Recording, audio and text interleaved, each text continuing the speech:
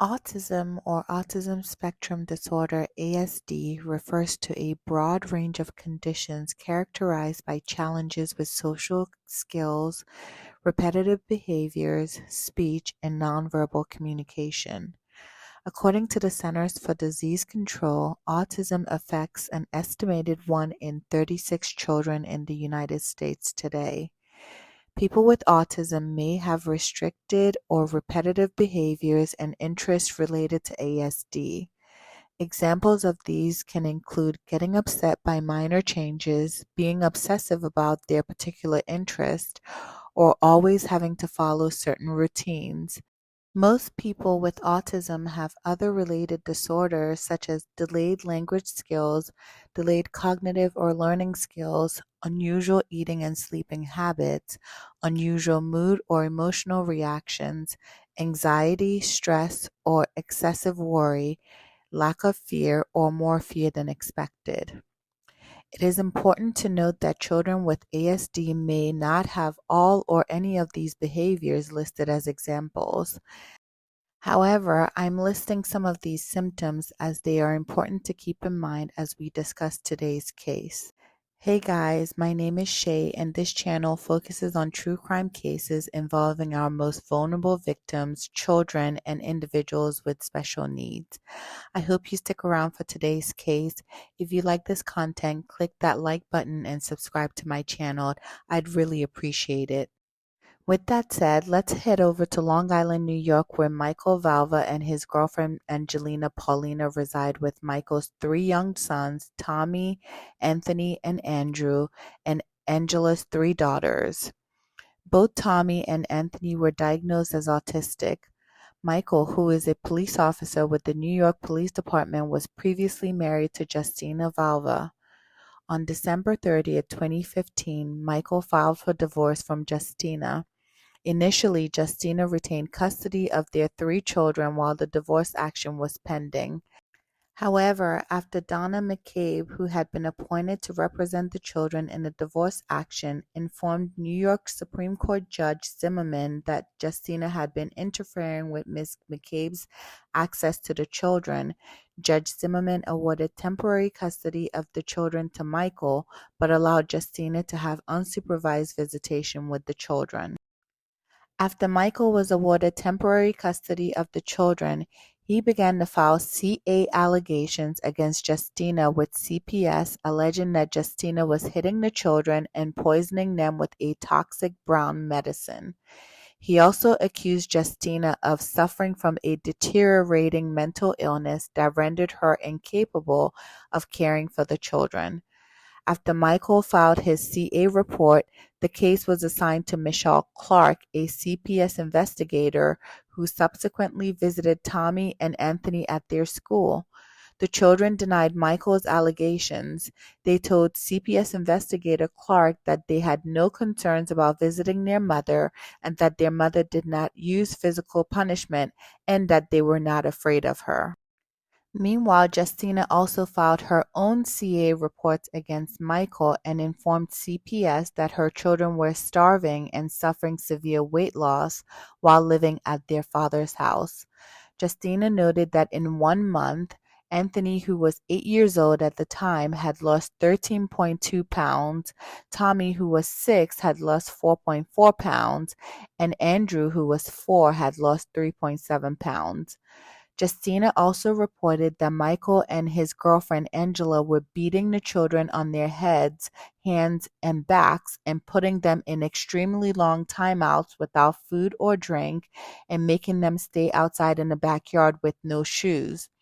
After not hearing from CPS about her claims against Michael and Angela, Justina tried to follow up on her report but was unsuccessful. Justina tried calling CPS hotline on November 13, 2017, and again on December 1st, 2017, but to no avail.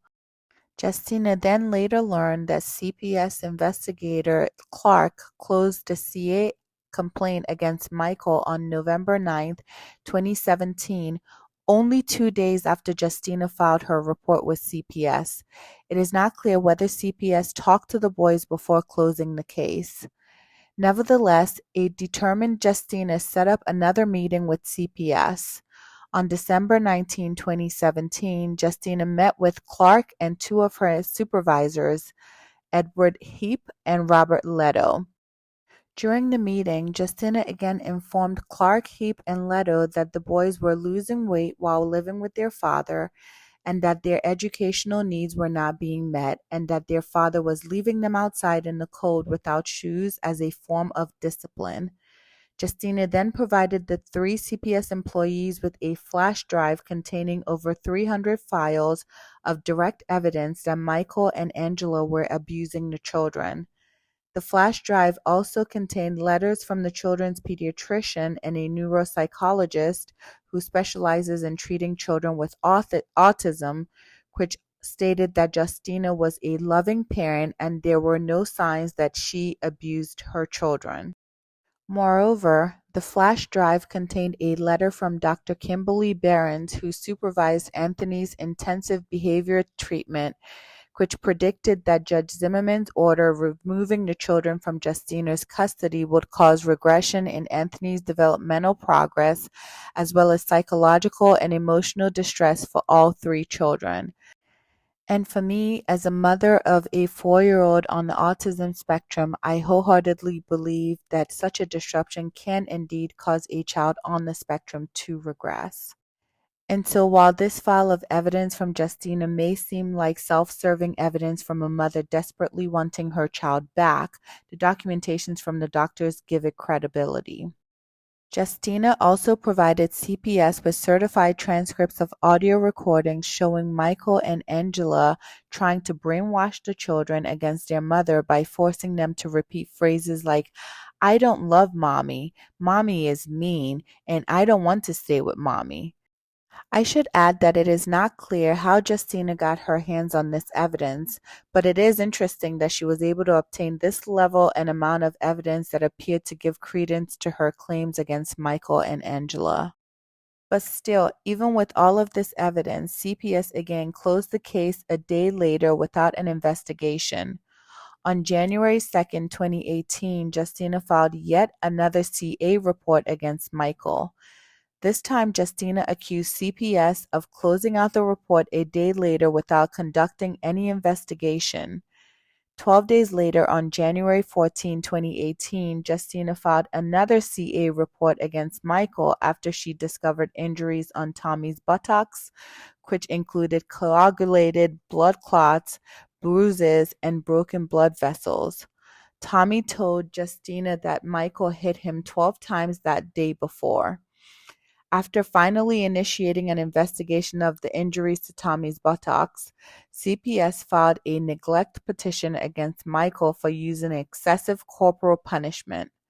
However, this victory was short-lived because CPS neglect case against Michael was adjourned in contemplation of dismissal, and an order of protection was issued directing Michael to refrain from domestic violence and the use of corporal punishment and to take classes at a local library. On January 16, 2018, a fed-up Justina threatened to file a complaint against CPS investigator Clark for conducting CPS's investigation in a biased and unfair manner. Justina also blamed Ms. Clark for Michael's January 13 assault on Tommy. The next day, Ms. Clark filed a neglect pre-petition against Justina. It's not clear what the basis of this neglect pre-petition was, but one can only speculate it was likely in retaliation. Soon after, CPS followed through and filed a neglect petition against Justina. CPS eventually removed Ms. Clark from the case in February 2018 and replaced her with Jennifer Lentz and Melissa Estrada. According to Justina, CPS investigators Lentz and Estrada allegedly lied to ensure that the neglect petition against Justina would continue. Specifically, Justina claims that Ms. Lentz and Ms. Estrada made up allegations that Justina had mental health problems that deteriorated since losing custody of the children in September 2017, that her behavior had become increasingly erratic and concerning, that she had exhibited a history or a recent history of violence and was out of control, that she was consistently uncooperative and unmanageable when dealing with authority, and that she had a drinking problem. Justina contends that Miss Estrada and Miss Lent made these allegations without any evidence and that in fact the two CPS investigators never even spoke to her. Justina also claims that Miss Estrada and Miss Lent misrepresented the situation in Michael's home by stating that the home was stable and provided excellent living conditions, that Michael was affectionate towards all of the children, that Michael used discipline appropriate for the children's age, development, and conduct, and that Michael provided age-appropriate care and supervision of the children, and finally, that Michael accepted responsibility for past problematic behavior and had taken appropriate steps to initiate change. Unlike Michael, who had his neglect case adjourned in contemplation of dismissal, CPS decided to prosecute the neglect case against Justina. Because CPS chose to proceed with the neglect proceedings, the judge stayed the divorce proceedings pending resolution of the neglect petition. The neglect proceedings began with an emergency hearing on January 17, 2018, in which Family Court Judge Chang issued a temporary order of protection suspending Justina's rights to unsupervised visitations with her children. Justina then requested a hearing on the temporary order of protection, which culminated in Judge Chang modifying the order of protection 2 months later to reinstate unsupervised visitation. Later, a full fact-finding hearing commenced on the neglect petition. Judge Chang concluded that the county had produced insufficient credible evidence to support a finding of child neglect against Justina. Judge Chang went as far as to hold that many of the county's allegations did not even rise to the level of child neglect behavior. Furthermore, the judge rejected the county's claims that Justina's mental health was impaired. Judge Chang pointed to the fact that Justina, who worked as a corrections officer, had submitted a pre-employment psychological evaluation report from the Department of Corrections that concluded that there was no evidence of psychopathology. Judge Chang also stated that he had the opportunity to observe Justina during the pendency of the case and during her testimony, and found that although Justina expressed her belief that CPS, the county attorney, and the attorney for the children were all working against her, she was focused, goal-directed, and clear, and did not appear to suffer from mental illness. Judge Chang ultimately dismissed the county's neglect petition against Justina. Based on the multiple complaints from the children's school about Michael's abuse, Judge Chang ordered CPS to investigate. The judge clearly recognized that CPS was not trying to do their job here when it came to the allegations against Michael, that he literally has to order CPS to do its job. As a result, CPS generated investigative reports which contained statements from the children's teachers and doctors about Michael and Angela's abuse. For example, one CPS report contained the multiple troubling claims from the boys' teachers, Miss Emin, the school psychologist, who reported that she and teachers of Anthony and Tommy were all concerned as to the children's noticeable amount of weight loss and that they were very thin and constantly asking for food. Anthony's special education teacher told CPS that she had concerns for Anthony and that he looked emaciated and shoved food into his mouth as fast as he could. Tommy's teacher stated that she had witnessed Tommy eating crumbs off the floor and food out of the garbage, and expressed concern that he had been sent to school in a wet pull-up and was not allowed to go to the nurse's office to take it off. And Anthony's teacher indicated that she was concerned as Anthony was very thin, had little to no affect, and had been observed snatching food off the desks and off the floor. In the same report, the children's doctor expressed concern that Anthony and Tommy were undernourished and explained that both children were underweight, with their BMI being in the first percentile. Despite all of these troubling reports, the children remained in Michael and Angela's custody. On January 8, 2020, CPS investigator Lydia Sabasto and her supervisor Jean Montague closed out the last report that had been filed by Justina. Justina later spoke to CPS supervisor Montague on the phone twice and pleaded with her not to close the investigation.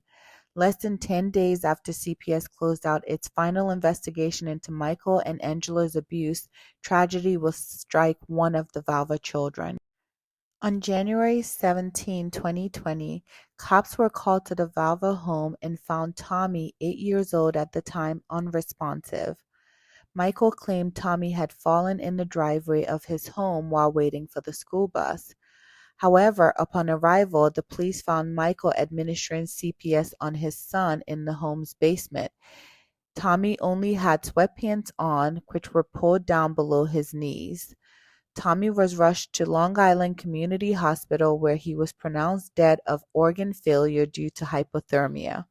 His body temperature was only 76 degrees when he arrived at the hospital, indicating that he had been dead for hours. So what exactly happened to little Tommy Valva on the morning of January 17th? Well, the police would not need a confession from Michael because the multiple home surveillance videos and text messages between Michael and Angela told the harrowing tale of what little Tommy and his brother went through for years at the hands of his father. And ultimately, this systematic CA is what would cost Tommy his short life. As the police search the home, they will find numerous surveillance cameras all over the house. In particular, there was a camera in the garage labeled "Kids Room." 2 nights prior to Tommy's death, the camera recorded Tommy and his older brother Anthony, who was 10 at the time, shivering as they slept on the floor of the freezing garage. Mind you, this was January in New York City, so the temperatures overnight could reach as low as 20 degrees Fahrenheit. Anytime Tommy and his brother soiled themselves, they were punished by being forced to sleep on the floor with no blankets or pillows. The boys laid on the cold concrete floor with no pillows, no blankets, or a mattress. These little boys were just freezing their little bodies off with pleading eyes for someone to help them. Text messages around the time of Tommy's death showed that Angela allegedly sent a video of Tommy to his father before going to bed and asked whether she should send him to school the next morning. Michael allegedly answered, "F that piece of S, Tommy. He is not going anywhere." On the day of his death, because Tommy and his brother were not allowed to use the bathroom while sleeping in the cold garage overnight, Tommy woke up soiled and soaked with urine. Michael marched Tommy outside naked in the frigid air to wash the feces off of the small boy with ice-cold water. Tommy was allegedly falling over and face-planting on the garage's concrete floor. In another video clip, a naked Tommy could be seen falling repeatedly in the backyard, and Michael could be heard yelling at his son, saying, "You fell on concrete. Can't send you to school, you effing idiot." 2 hours before the 911 call was made, surveillance footage captured Angela hosing Tommy down with water. In another clip recorded less than an hour before Tommy died, Michael again yelled at his son, "Gosh darn it, you, get up, effing slob, get up." In an audio recording from that morning, Tommy's brother can also be heard asking why Tommy was having trouble walking. Angela responded in the audio, "When you're washed with cold water and it's freezing, you get hypothermia." Later, when asked why Tommy was falling over, Michael allegedly said, "Because he's cold, boo effing who." At some point, Angela is heard asking Michael, "What are you doing?" To which Michael can allegedly be heard replying, "Suffocating him, that's what I'm doing." Angela then tells Michael, "Take your hands off his mouth, there are people everywhere." Angela and Michael were later charged with murder and child endangerment. At the trial against Michael, Tommy's principal took the stand and testified that Tommy was extremely emaciated and that he and his older brother Anthony, then 10, would attend school soiled in urine and feces. According to the principal, we felt as a team we were not getting the results we wanted to see, so we decided as a team that we were going to just flood the CPS hotline with calls. The principal said that the reports led to accusations from Michael that the school officials were harassing his family. It is mind-boggling why the children were not removed from Michael's care after the many alleged reports of CA. I can only speculate that Michael's position as an NYPD officer may have had something to do with this. Michael and Angela were ultimately found guilty on all charges. Angela was sentenced to 25 years to life in prison, and Michael was handed down a life sentence with the possibility of parole after 25 years served. Justina eventually filed a wrongful death lawsuit against the school and CPS workers, claiming that her desperate calls for help and their children's suffering were blatantly ignored. And I have to say that I agree with Justina on this one. That is exactly what I would have done if I were in her shoes. Sadly, the statistics for autistic children that are subjected to various forms of abuse is sad and absolutely disturbing. From all accounts, Tommy was a beautiful child with a sweet, smiling face and a light that radiated hope. Tommy was a bright little boy who loved to read, who was engaging, and also believed in doing what was right. In school, teachers showed him the love he did not get at home. They fed Tommy and his brother and wrapped them in warm sweatshirts and hugs, kept them safe, if only for just a few hours. Tommy deserved all the beautiful things life had to offer. He deserved to wake up on Christmas Day to open presents with his brothers and to simply sleep in a warm bed with a kiss goodnight from his loving mother. He deserved to grow up and have a career and find love. Sadly, his short life was marked with unnecessary and brutal suffering at the hands of the one person that is supposed to protect him. As a mother of an autistic child, I can't even imagine what Justina was going through all those years fighting for her boys. I felt her pain when she had the letters from the psychologist attesting to how the separation could cause a regression in Tommy and Anthony's development. I just pray that Justina finds comfort in knowing that she fought with everything she had to protect her babies and that none of this is her fault. The blame is squarely on the two evil people that enabled one another's sick ways. I hope Michael and Angela rot in prison. All right, guys, that is all I have for today. If you appreciated hearing Tommy's story, please support my channel by hitting that like and subscribe button. And please leave me a comment if you're familiar with this case or have heard of it. Let me know your thoughts on this one. And I hope to catch you on the next one. In the meantime, please always be kind and show love to one another. Bye bye.